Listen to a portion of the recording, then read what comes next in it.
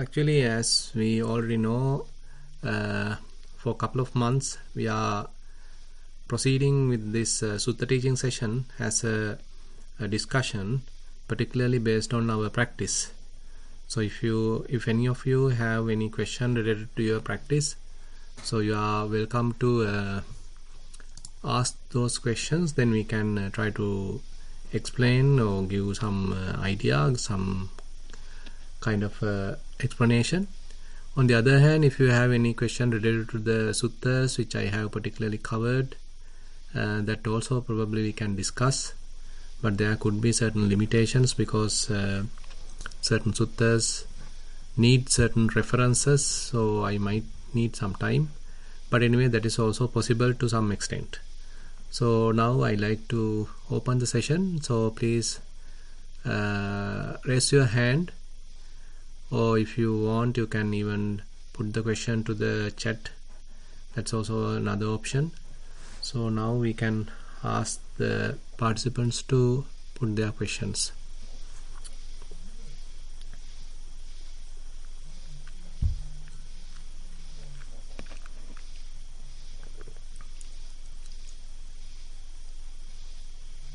Swaminos, I cannot see anybody have raised their hand. Yeah. I just want to share a couple of items as well. After this question and answer session, we will do the 20 minutes guided setting. Right. I will play that as well. Good. And I want to share a link which you have shared with me, with the entire group, so they also will have the luxury to do this by themselves as their time availability. Fine. I mean that link has the guided settings. Okay, that's great. Yes. Okay. Yeah. All right. I'm going to mute. I will wait until others to raise their hands and ask the question. Thank you.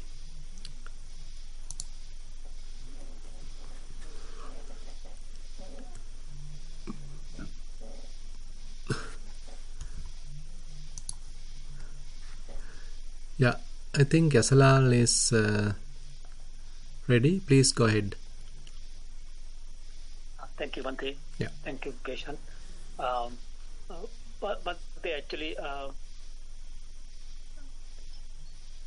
sorry, yes. No, Bhante, yes. Actually, I hear the phone ringing. Otherwise, I'm just muting it. Sorry. Sorry, Bhante. Yes. Bhante, I actually have, initially I was thinking of sharing one experience that I encountered. Yeah. Is that, in fact, something happened yesterday. There were a few things, like I was with some crowd, so I can see that my mind was getting agitated, and then somehow the one thing I am happy about is that I could see that coming and I could keep calm and composed. And eventually that, it did last a bit long as well, the whole situation. But eventually I could actually see that rewarded for me. In the sense, what I could do was a reward at the end. The situation settled itself. Few people were apologizing and all that. Whereas I just was able to keep the calm. So I really attributed that to my practice, and of course the practice that I learned from Nissarana. I just wanted to share that one there first. Yeah. So basically it's a kind of a conflict that you have went through. Yes. A kind of an argument. Yes. I wasn't involved much in the argument, but nevertheless, there were so many things coming in my mind that I want to contribute. Right. That I was not directly involved, but nevertheless, I could still contribute, but I didn't do it. Right. So you found it is not appropriate and people are not in the proper mood to put your ideas, right? Okay. Right. And also I would have been, even though I'm involved, but the discussion was going between a few other people where I do not have to contribute. I mean, I had many things to say. Like, I thought being a Prutabjana person, I could say so many things, but why should I? Yeah. Yeah. So yeah, okay. Some interesting things here we can learn in a way.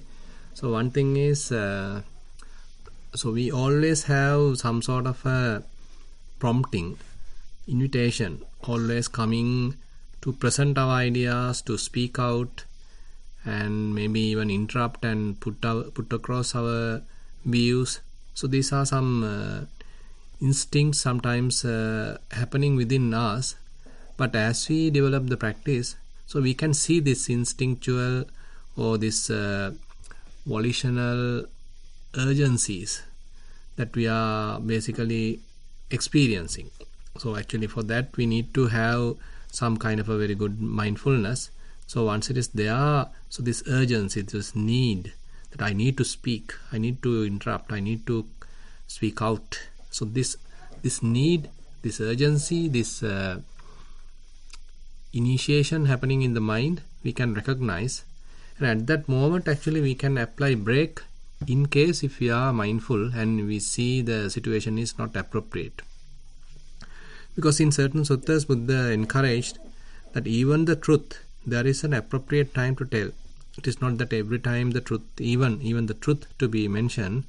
So Buddha give us a kind of a criteria even for the truth to mention. So you need to find out whether the audience is ready to listen. Am I in a good mood? Am I in a compassionate mood?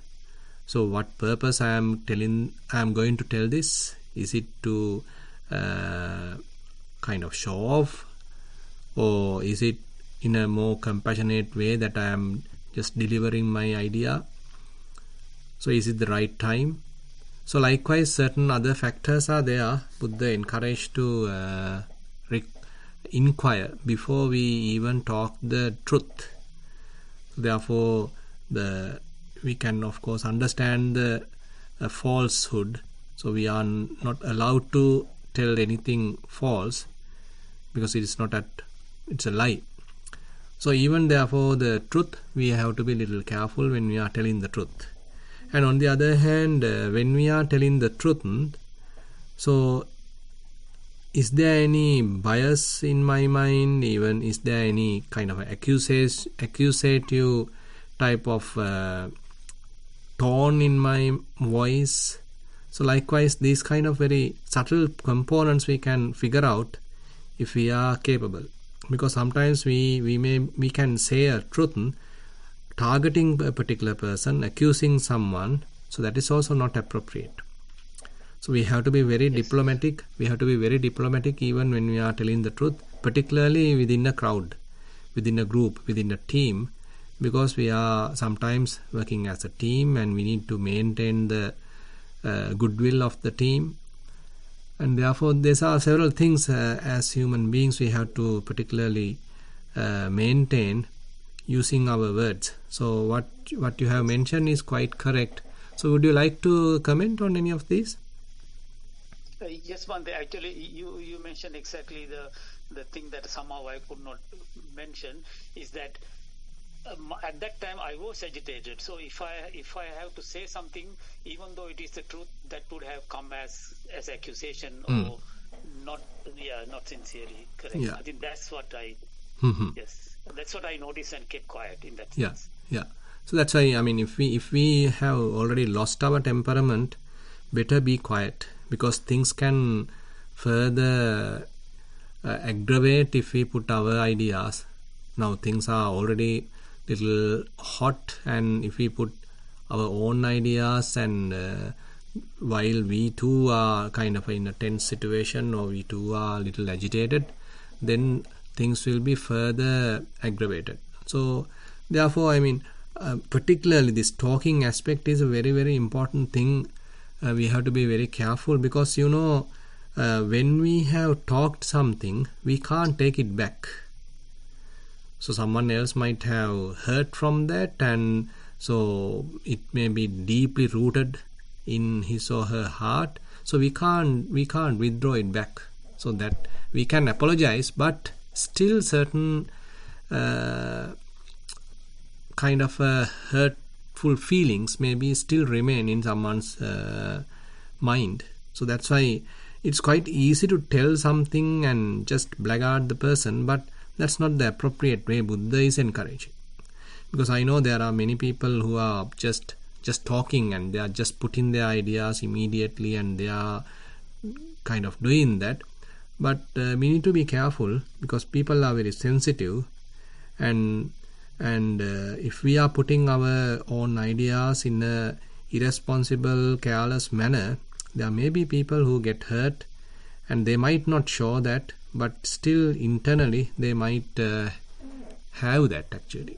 So that's why we need to be a little careful about the other people's sensitivities, and on the other hand, now even when we are talking a particular subject, if we don't know it properly, then better admit that and tell it, because there may be people who know that. And if we simply want to put our 5 cents, we better tell that, okay, I don't know much about this particular subjects, but if you are all right, I like to simply give my little idea. So like that in a kind of a more humble, ground to earth way, we can point out what we want to talk. So it's a kind of an art in a way, because we can understand that many people get sort of divided because of this kind of irresponsible speech.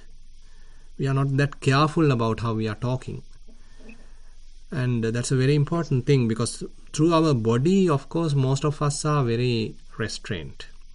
We are not killing, we are not maybe going through any stealing, sexual misconduct, all that kind of very good bodily conduct, bodily behaviors, very much we are good in maintaining, but fair weaknesses are there when how we are talking. Yes. Actually, Bhante, because now this I'm happy about this situation, but 2 days ago I completely lost it, as you mentioned, and I did speak, and then that did not end up well. But nevertheless, halfway I realized that was halfway. Right. So Bhante, actually, I have one question like this, Bhante. I remember hearing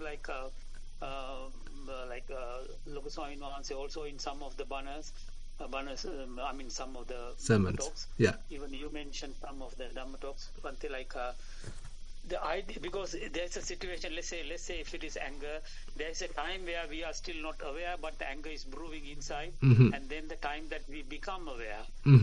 So yes, so I just wonder whether if there is any idea that you could share in terms of catching it even before being aware. I'm not sure, or any steps to do before we become aware of that. Yeah, we can little expect in a way, because these things are not that my anger. So when the conditions are there, the anger is possible to generate within the mind. So this is because it's a conditioned phenomena. But the moment that I'm aware of that depends on the intensity of my mindfulness, the capacity of my mindfulness. Is why if my mind is quite fairly quiet and fairly developed in the mindfulness, then very first few thoughts appearing in the mind may be able to trace. But otherwise what happens is it may grow to some extent and we become a little emotional, and then only we start tracing it. So likewise, depending on our capacity, how quickly we are able to trace the anger vary actually. So, but on the other hand, intellectually we can understand, okay, when there is a situation, even though currently I don't feel angry, but now the situation is there, kind of background or environment is there for anger to arise, better I be a little careful, so that kind of caution can be maintained if we really want to be in a way a little careful about our own way of interfering a particular situation. But these things are very subtle points actually we are talking. The point is that we forget all this when we are in a situation. We can discuss these things, that is really good, but as Yasalal is mentioning, so we have to be very practical, because this Dhamma, this practice has to be very practical, pragmatic. Otherwise, we may be good on the cushion, but we never take it to our daily life. Yes. Thank you, Bhante. Yeah. Thank you very much for the advice. Okay. Yeah. All right. Thank you, Yasal and Moira. You can go next. Thank you for that. Bhante, I have a question about my practice. I'm a little bit confused because this year I started doing more Vipassana retreats. And beforehand, my method was more Ajahn Brahms type method of beautiful breath. And then I sort of have a light or something. So what I've been doing of late is sitting there doing loving kindness, and the breath disappears. But after that, I try to come back to my body rather than go to a light. But last weekend, I went to the temple in Perth, and my mind just pulled me into something very strong. What happened? So after beautiful breath, I just went into this kind of orange light, and my whole mind just get dragged in, like it's very powerful. Okay, understood. And then it sort of finishes after a few minutes, and I'm back, and then it drags me back in again. But I'm feeling like I shouldn't be doing that. Like, no, thing is, not too sure, it is not that you are doing it, but when that light appears, if you properly look at it, you get naturally absorbed to it. Yeah. So when that light is very beautiful and say attractive, and your mind is also very pliable, and then of course the situation is there, naturally you get absorbed to that light. So this is how we are actually absorbing to the jhana. So it may be very short time, but this is what has happened. But anyway, if your inclination is more towards the development of vipassana, so rather than forcefully stopping this process, once you get out of it, you can see what is available in the mind. Are you able to step back and look at the piti, sukha, any kind of rapture, any kind of comfort feelings which are available in the mind, available in the body, any kind of goosebumps or any such bodily sensations, are there such available in the body? So likewise you can step out and look at them objectively. So in that point, from that point onwards, you are very much like trying to look at them properly, look at them objectively, give some strength to vipassana. Okay. So it became very tranquil afterwards, like everything is, so it's not like a huge amount of joy, but the mind is so tranquil and so still. Yeah. So whereas before I used to want it, now I'm like, it's almost like I don't want it and it comes. So is it all right to experience it? Yeah, it's okay, but the thing is, how about your mindful walking? I haven't been doing any of that. That's the thing. My practice is basically half an hour to an hour sitting. So that's the thing. So that makes your practice little biased towards the concentration. So better introduce mindful walking. It will give you another dimension to your practice. So you are developing, say, mindfulness as well as fair amount of clear comprehension through the mindful walking. So you can find various. Yeah, sorry. Can I do that, like if I'm doing Pilates or something at the gym or something, rather than actual walking? You can, but the thing is, it's good if you can walk barefoot or maybe just wearing socks, because you need to feel the sensations of the flow. So if you are simply walking with shoes, it will give you a very say monotonous kind of experience, but even that is better than nothing. But doing it barefoot is the best thing. It was 0 degrees in Perth the other day, overnight. So, in the winter. Right. Yeah, with soft sun. Okay. Yeah. So if I want to, is it better for me to do a bit of vipassana to balance out the... Definitely, because otherwise your practice will completely oriented towards the samatha, where you are sitting, continuously sitting, and then more concentration, and you may get absorbed to the light, and you will be there for long time as you are progressing.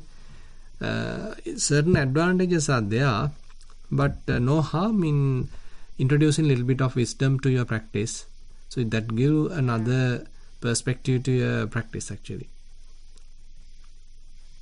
Okay. Yes, I'll try that. Yeah. Say, so assume that you are doing mindful walking.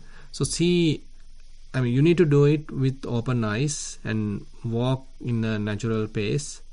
But you need to quickly gather the sensations. You need to quickly recognize the sensations happening to your foot. And you need to see how they are appearing, how they are disappearing, to which part of the foot you feel more intense way, and how the body weight being transferred from one leg to the other. So what other sensations are available within the foot. So likewise, it's more and more investigation related practice. You don't need to expect any deep concentration here. Concentration is not the priority. The priority is kind of maintaining a good mindfulness, and as a result of that, now you are able to properly position your attention, recognize various sensations, and see their changes, and see how they are rising, and how they vary, and how they pass away, and like that. It's more into the investigation. Okay. So if I do half an hour a day of the walking, I can still do the sitting as well? Can definitely. After the walking, you can practice the mindful sitting. The thing is, as you are catching the method, so you may understand, okay, fair amount of your early preparation is already done while you do the walking. So you don't need to start from the scratch when you are sitting, because fair amount of mindfulness is already available. It's a matter of continuing that, refining that during the sitting. So during the sitting, then I won't be getting the samatha results. Assume that you practice anapanasati, then you can look at the breath. No harm. And breath also you can, rather than you are sort of only limiting yourself to the beautiful breath or this nimitta, in between you can introduce some kind of an investigation. How the breath is changing now. Is it the beginning phase that I am experiencing? Is it the middle phase? Is it the end? So what are the elements, characteristics? Is it possible to gather some such characteristics available in the breathing? So where is it touching? Am I experiencing kind of a coolness or kind of hotness? So likewise, you do a little bit of inquiring even to the breath. Yeah, thank you. I think I've been a bit lazy with the breath thing and just going and enjoying the other stuff. Yeah. Okay. Okay. Thank you. Okay. Thank you, Moira. So the next question is for Vithanage. You can unmute and then ask your question. Can you hear me? Yeah. The question, I'm not sure, this probably is a basic question. With the Itipada Mante, I understand, what can you explain a bit about Chitta, how do we progress that? I'm a bit clear about the other three, but Chitta is something I'm still probably, I felt like I haven't grasped it properly, but Chitta and how we sort of, progress with that as well. Thank you.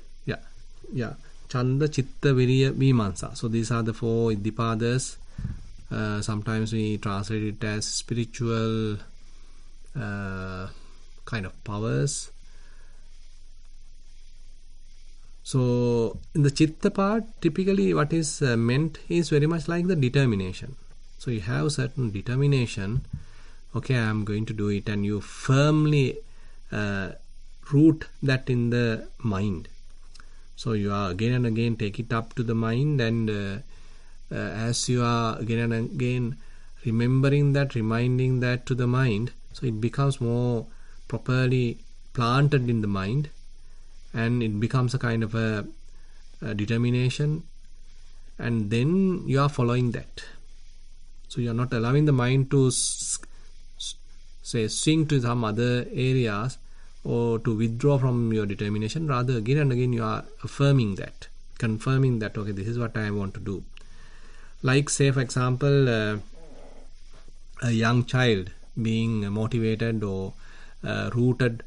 I mean, sometimes parents are doing, sometimes teachers are doing, introducing kind of an ambition to the child. Okay, you got to be a pilot in the future, you got to be a doctor in the future, you got to be an engineer in the future. So likewise, so we are introducing some kind of a mental phenomena to the mind, and again revisiting that, so that it is deeply rooted in the mind and you are now following it. So mostly we can look at that from that angle. And Chanda is also very much like that, but Chanda is more that you have a desire. So you are desire driven in a way. It is not merely rooted in the mind, but somehow you have a desire. Okay, within this life I need to achieve this one.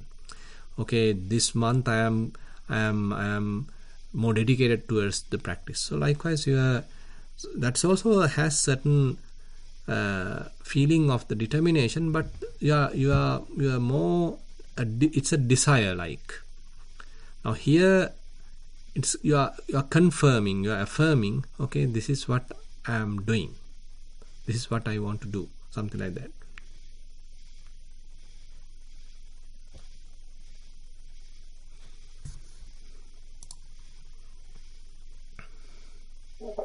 Sorry, Bhante, I was trying to get off mute. It was not allowing me. Yeah.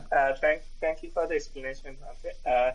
Yeah, that's clear. So I just went just a bit more on that. When they say Itipada, so I just listening to some of the talks and all that. So you have to, for progressing with Vipassana, so I think it's something that I just, what I understood is, more you do the practice, more you do it, it's something also that sort of accumulates over time. It's not something that you can just say, tomorrow I want to be, this, right?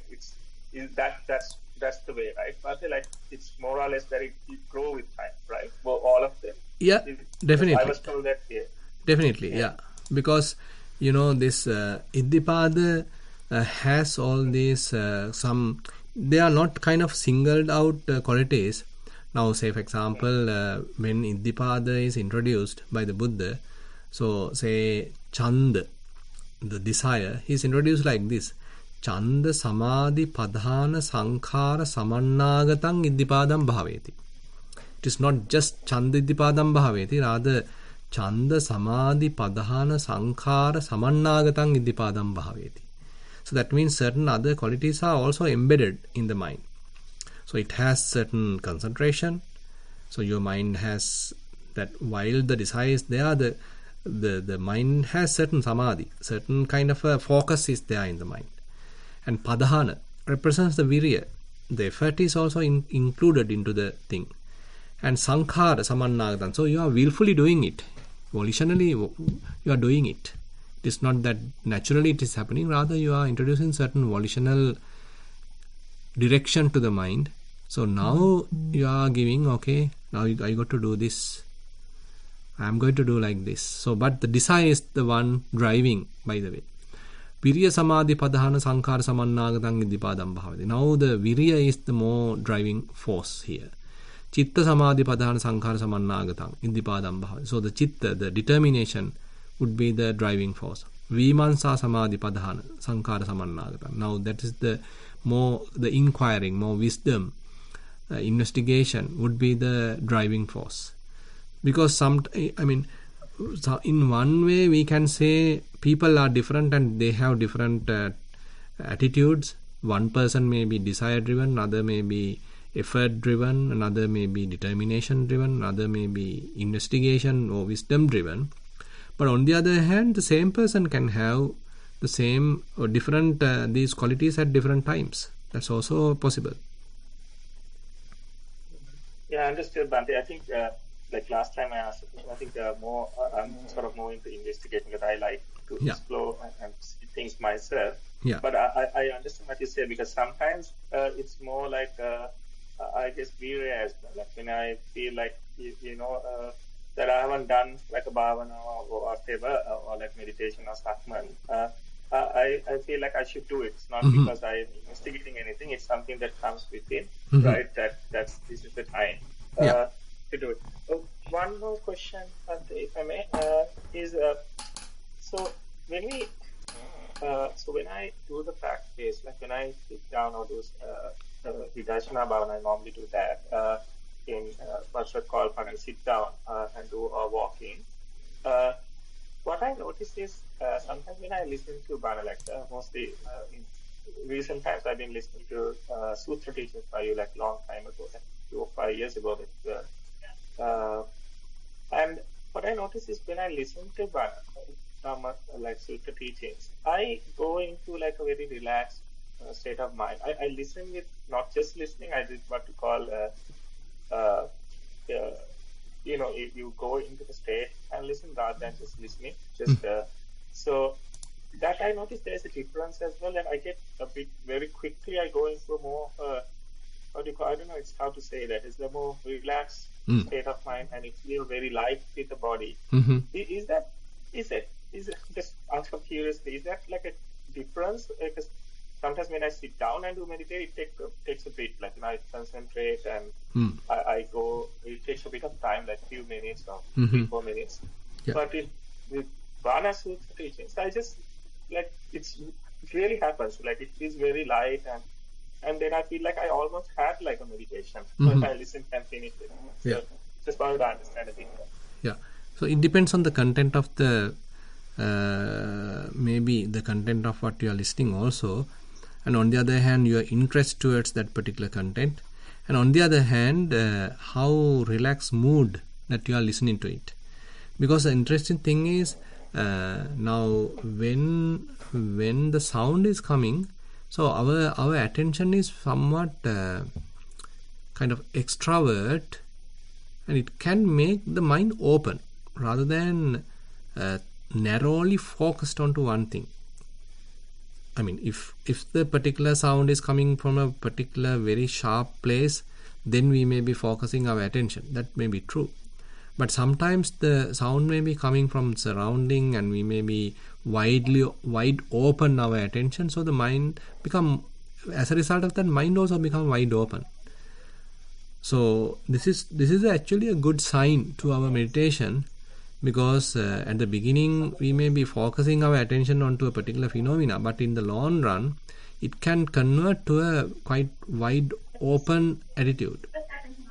So rather than kind of focused attention, it can become a more open awareness type of thing. So you are getting certain glimpse of that at the early stage when you are listening to something.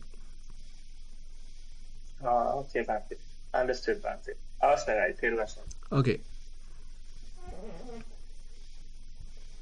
Thank you, Utarange. So there is a written question, Bhante, from Chandima Pereira. So I will read that. Most respected dear Bhante, I worship Bhante and request permission to clarify a Dhamma point. Please refer to meditation's point of view. Could you further explain Samma Vayama versus, not and, Samma Ajiva when experiencing unattached mind, please? Much merit. Yeah. So actually, when we are talking on this, better to introduce a few more factors, because as we are progressing, they are not single components. Now, Samma Ditti, Samma Vayama and Samma Sati always act as a kind of a supporting factors to other path factors. Say Samma Sankappa, Samma Vacha, Samma Kammanta, Samma Ajiva. So they are being very much supported by the other three factors. Those are the Samma Ditti, Samma Vayama and Samma Sati. Say for example, let's take an example. Say you are talking about Samma Ajiva, for example. And say while you are working, you get an idea to steal something, for example. Because say you are working in a particular organization or a bank or whatever, and there are instances that without others' notice, probably you can steal something, you can do a little bit of cheating. So those may be possible.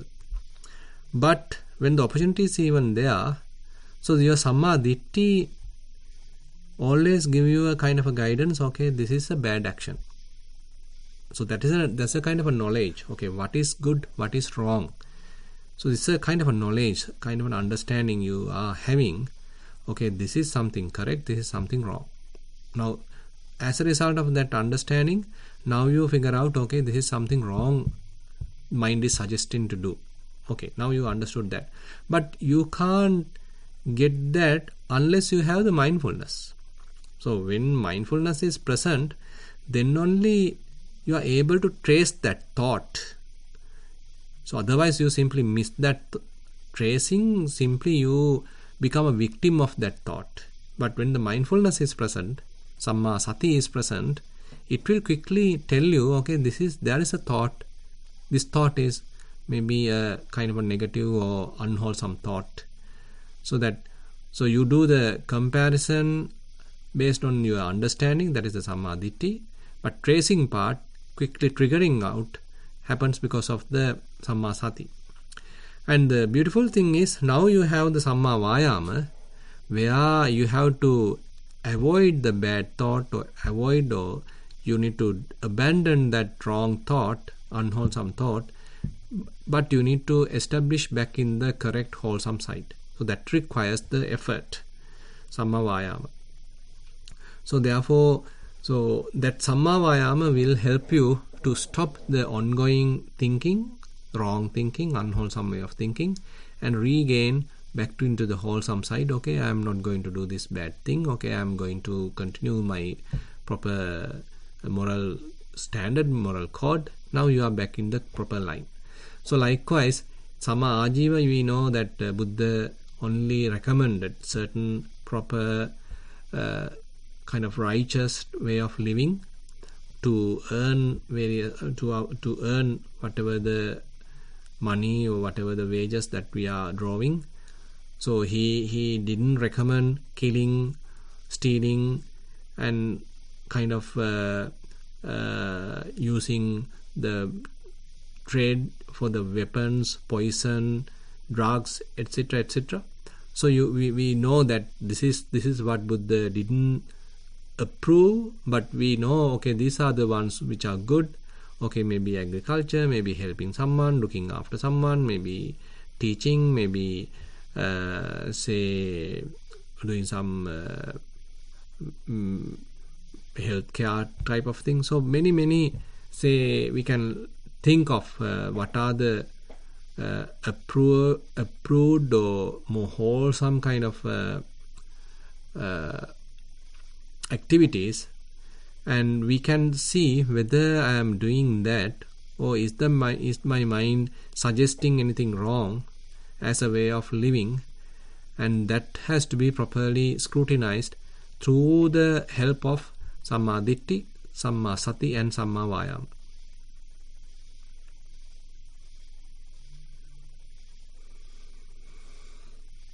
Very good. Thank you, Bhante. I think so Chandima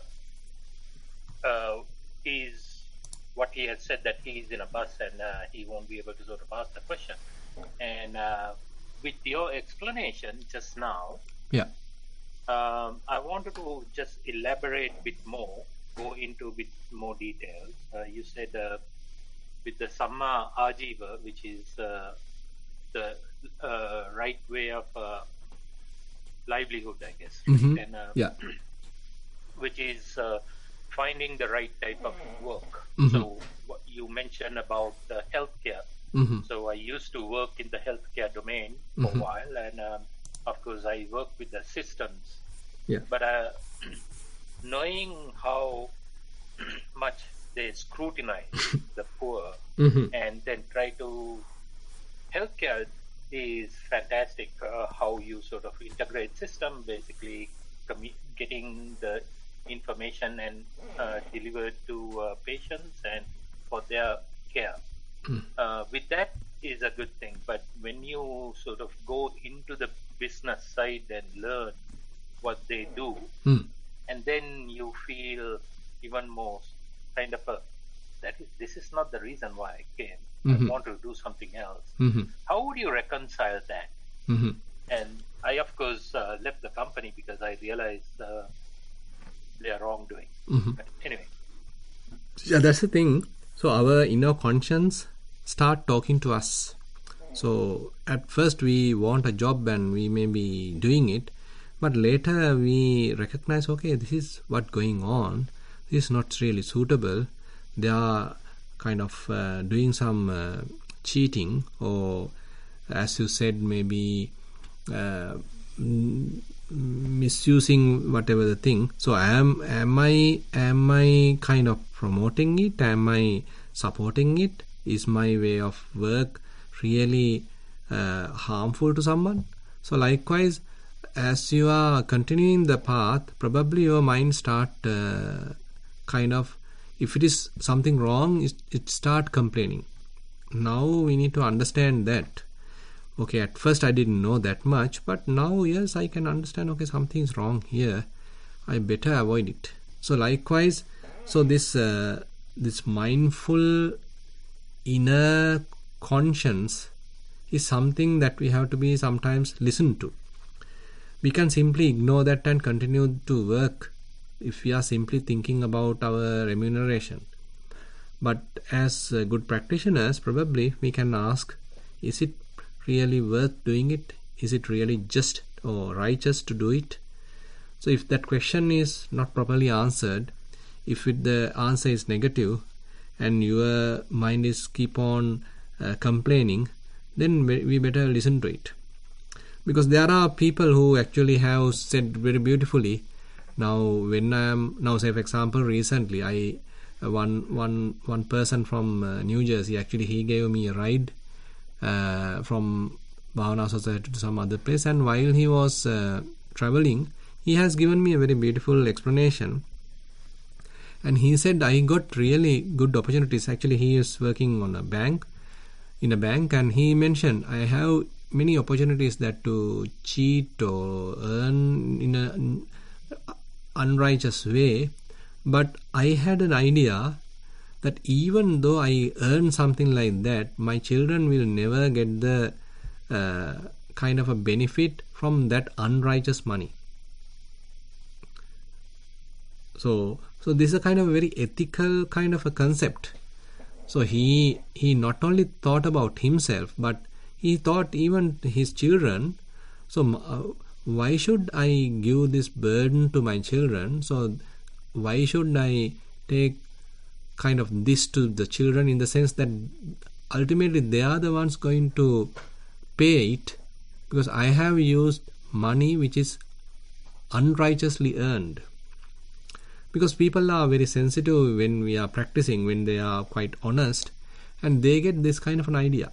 So that's why earning for sake is not the thing. I mean, we can earn in many different ways, but how we are really earning? Is it really worth that I am earning? Have I really contributed, which is worth to the amount that I am drawing? So likewise, these kinds of very little things we can learn, and that's why sometimes I have heard that some people they actually talk to me even. They told me that they are going to leave this particular job and I am going to find something different because I can't bear this anymore. So like that, sometimes people are talking because they become more and more sensitive, and they feel I'm doing something wrong, I better rectify it. So this kind of inner conscience is there sometimes, which is as we are growing in the practice, which is not something bad. That is something that we need to respect, actually.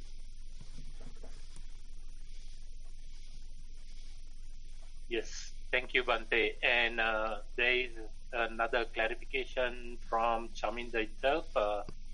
So after following those mentioned in the Mandan life, could you further explain how to improve Samma Ajiva when experiencing unattached mind, please? Unattached mind. So actually you are doing the whole thing in an unattached mind.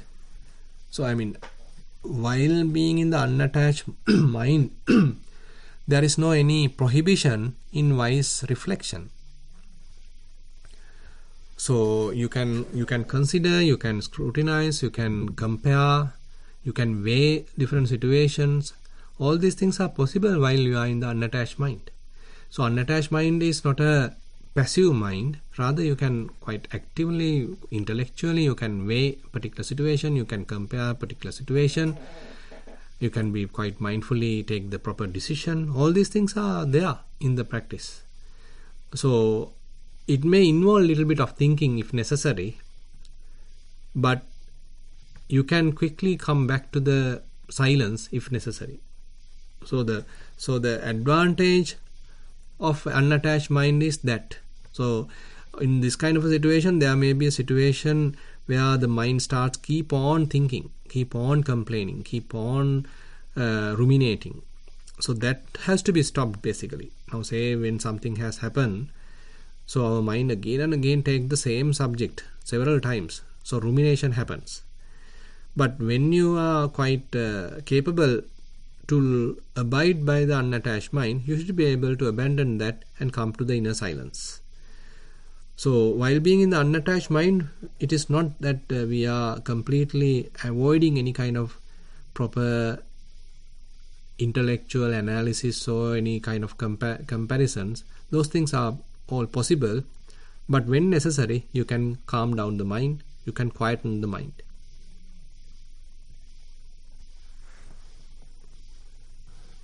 Very good.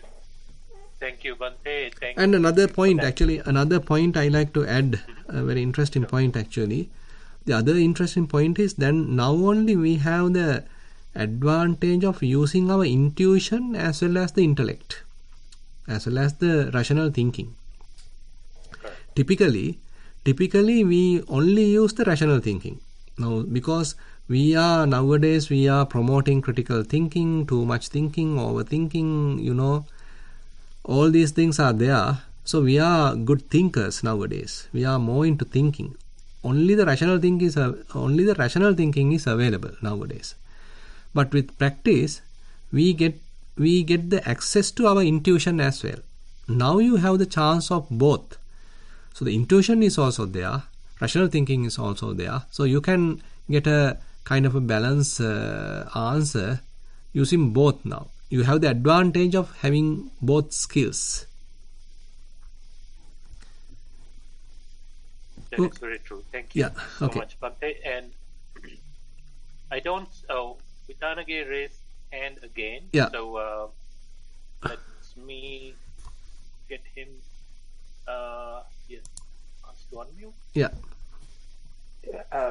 Thank you. Bhante, I think I just raised my hand just because it's a very similar experience happened to me very recently, and with that what you just explained, rather than going to too much specific of a personal experience, what I guess maybe I tell a bit felt was, so there was a situation, let's say you work in a, let's say you used to work in a bit of a toxic environment, right?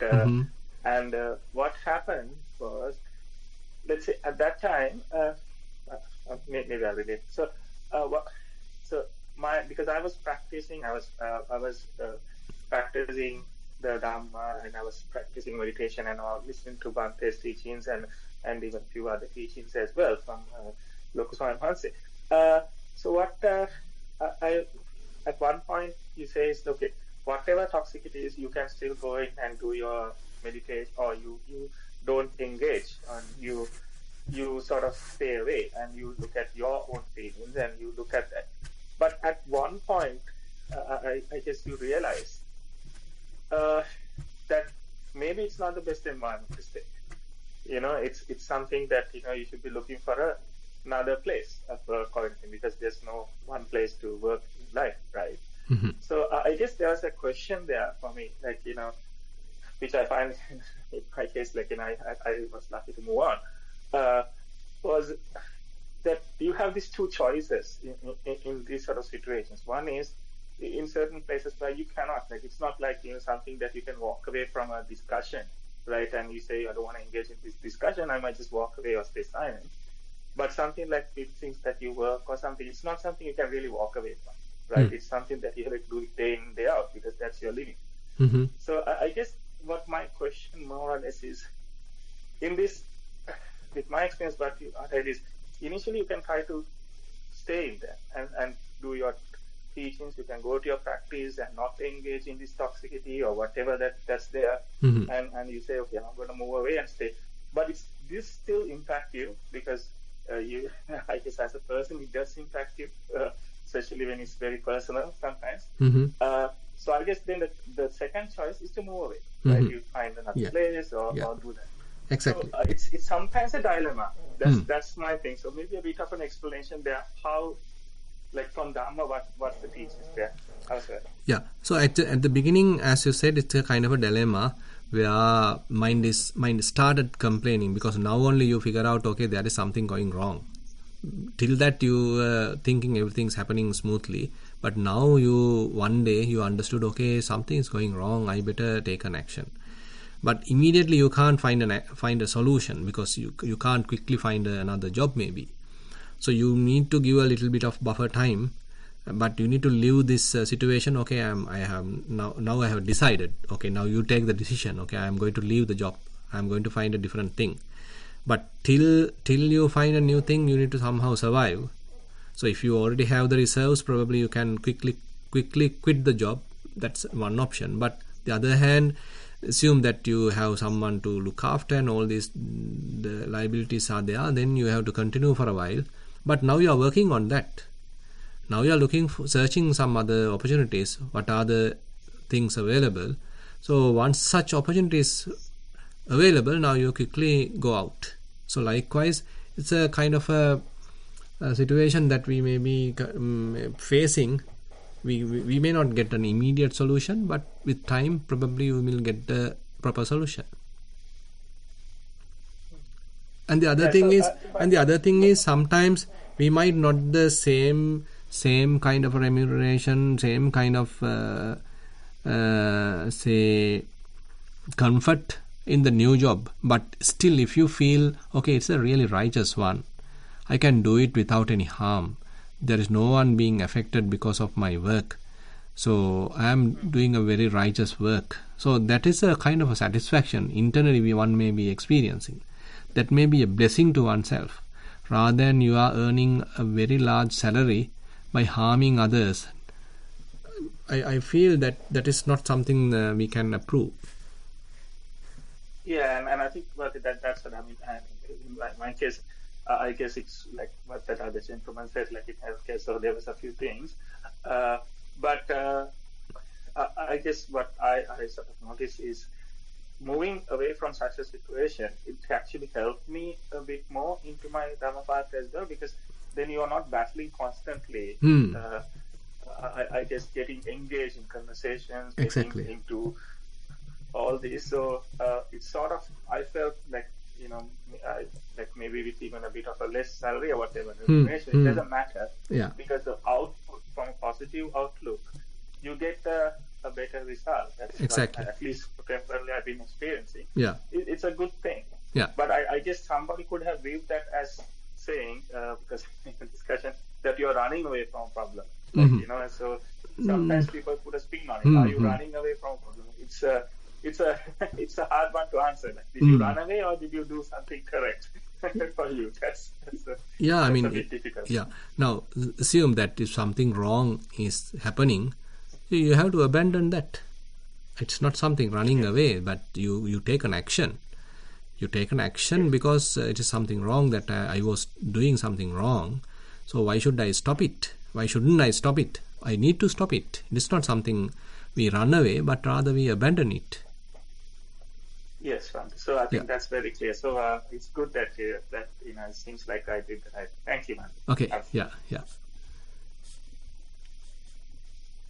Very good, Bhante. Yeah, I think we have come almost to the end of the program. Do you have any more questions? I don't have any other questions, so I think this is a good stopping point. Yeah. Okay, then. Actually, we almost covered 1 hour. I think that is enough for today, and I think Geshan is ready to play a recording of the practice session. Probably all of you can participate in that, and then I am taking my leave. And wish you all the best. Theruvan Saranai. Theruvan Saranai, Bhante. Yeah.